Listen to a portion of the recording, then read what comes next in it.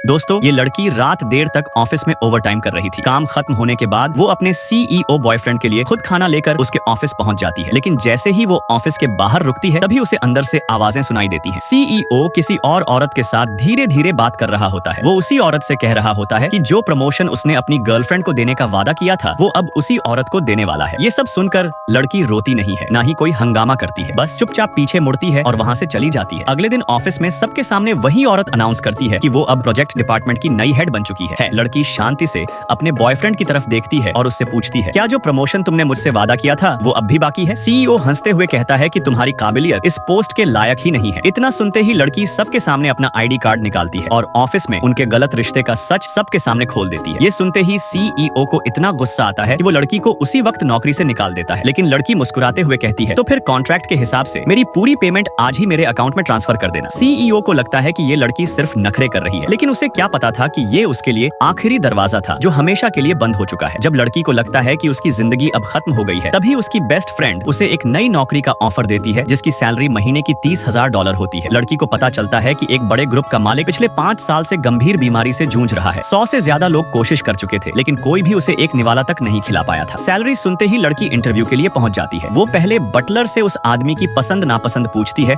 और खुद अपने हाथों से एक सादा लेकिन पौष्टिक चावल की खिचड़ी बनाती है। जब वो कटोरी उस आदमी के सामने रखती है तो उसका असिस्टेंट उसे भी बाकी औरतों जैसा ही समझता है, लेकिन जैसे ही आदमी को उस खाने की खुशबू आती है उसकी कई सालों बाद भूख वापस लौट आती है और यहीं से शुरू होती है लड़की की असली कहानी। Subscribe for part 2।